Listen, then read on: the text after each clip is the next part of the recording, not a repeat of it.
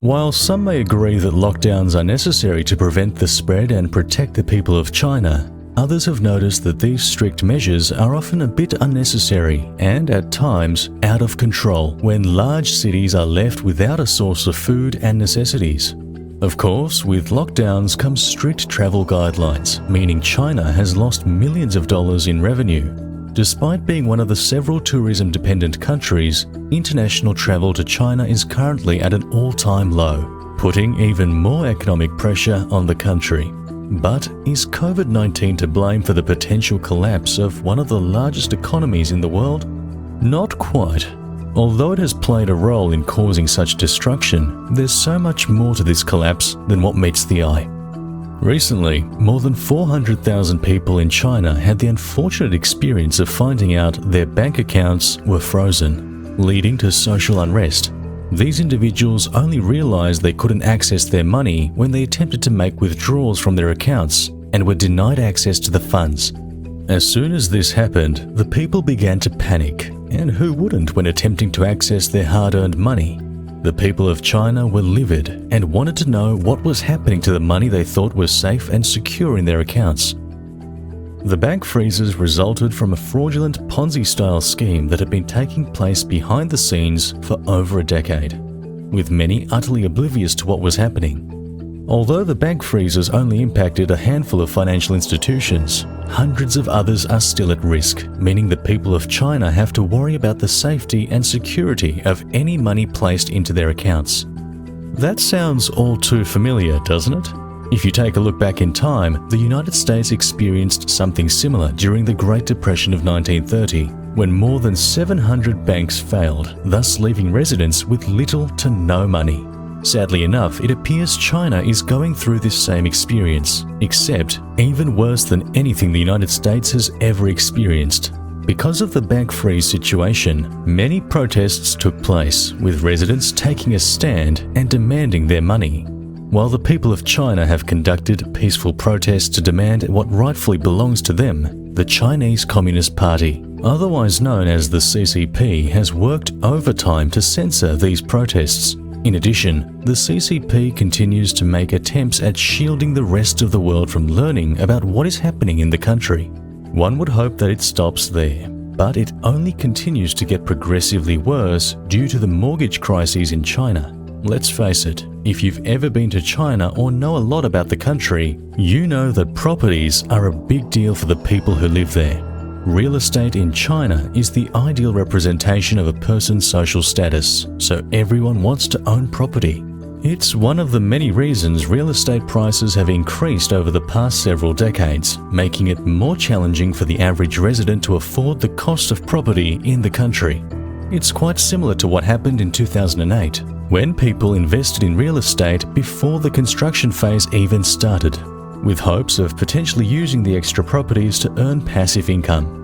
Many people were investing funds into the real estate market with hopes of building generational wealth. In fact, the country stores a whopping 70% of its wealth in real estate alone. But when the real estate market collapsed, so did the investment opportunities for the people of China, causing everything to fall apart at the seams.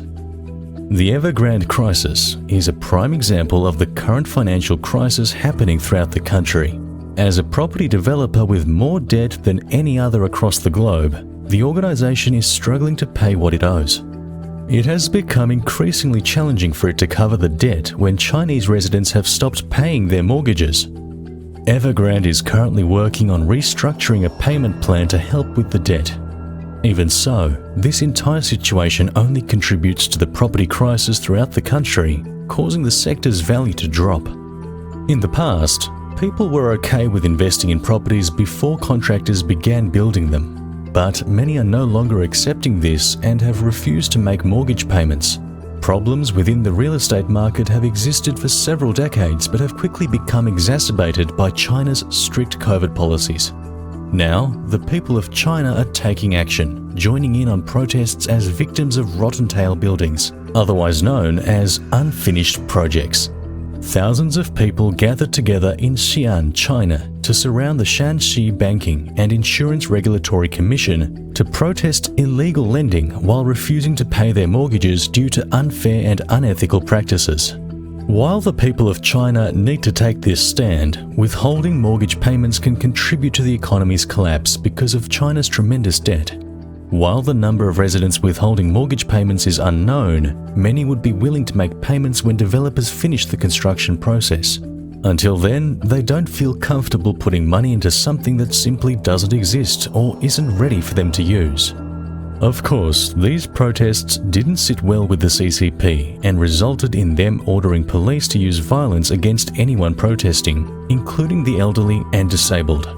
In reality, the CCP is afraid of losing its reign over the people of China as they stand up for themselves and refuse to essentially be bullied into paying a mortgage on an unfinished or non-existing home. The Chinese Communist Party believes that these protests are political in nature and have nothing to do with a banking crisis. However, the numbers portray a different, much more explicit story. For example, according to CNBC, property sales in China are set to drop by a staggering 30%, even worse than the financial crisis that occurred in 2008. During that period, sales dropped by 20%, which was enough to cause massive economic disruption. Many believe that the situation in China is much worse than the economic collapse that occurred in the United States in 2008. The financial crisis that occurred in 2007 and 2008 created a tremendous strain on the American people since the Great Depression of 1930, and was caused by a combination of problems that led to a domino effect, including lack of financial regulation, risky investments, excessive borrowing, and predatory lending, to name a few. China faces a similar situation, magnified by additional economic issues, including its rigid COVID-19 policies and massive debt.